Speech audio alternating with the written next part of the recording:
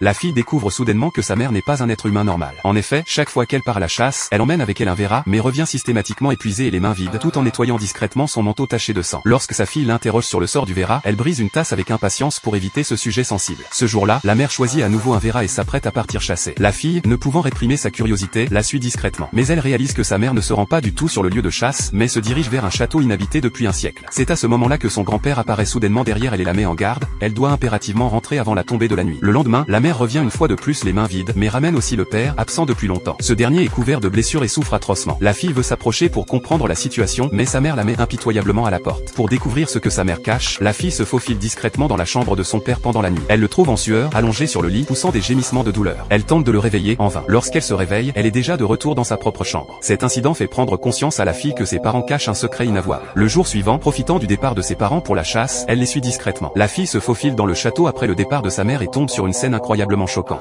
C'est à ce moment-là que sa mère la découvre et l'emmène précipitamment dans la voiture. Cependant, lorsqu'elle se réveille, elle constate que son père est assis à côté d'elle, l'air absent. Cette série d'événements étranges laisse la fille perplexe. Elle soupçonne que son esprit lui joue des tours et qu'elle est en proie à des hallucinations terrifiantes. Elle s'enferme dans sa chambre. Pourtant, au beau milieu de la nuit, elle entend quelqu'un frapper à la porte de sa chambre. Terrifiée, elle se précipite dans son placard. À sa grande surprise, c'est son grand-père qui entre. Il lui demande de prendre ses affaires et de partir avec lui. La fille le suit sans trop réfléchir. Cependant, à mi-chemin, sa mère leur barre la route en prenant un raccourci. Les trois adultes se disputent alors violemment à l'extérieur de la voiture. La fille, ignorant ce qui se passe, est finalement ramenée chez elle par ses parents. Après cet incident, la fille devient silencieuse. Elle en vient même à douter d'être la fille biologique de ses parents. C'est alors que son père lui propose de l'emmener quelque part. Après avoir roulé un moment, il la conduit à un château abandonné. Avant même que la fille ne comprenne ce qui se passe, son père lui révèle un secret de famille. Il lui explique que chaque nuit de pleine lune, son corps subit une mutation et que cela est dû aux gènes de leur famille. Un soir, lorsqu'il était enfant, la grand-mère de la fille est partie à la recherche de son grand-père égaré. Malgré ses recherches dans toute la forêt, elle n'a pas réussi à le retrouver. Alors qu'elle s'apprêtait à rentrer, elle est tombée par hasard sur un loup-garou. Attaquée et mordue, elle a quitté ce monde. Ce loup-garou n'était autre que son grand-père. Le père explique à sa fille qu'elle a hérité des mêmes gènes que son grand-père. Chaque nuit de pleine lune, il se transforme en loup-garou. Pour éviter de blesser sa famille, il n'a d'autre choix que de demander à sa femme de l'enfermer. Quant au verra que sa mère emmène à chaque partie de chasse, ils servent en réalité à rassasier sa faim. Ce n'est qu'à cet instant que la fille comprend enfin pourquoi sa famille insiste toujours pour qu'elle rentre avant la tombée de la nuit, c'est pour la protéger et lui éviter d'être blessée.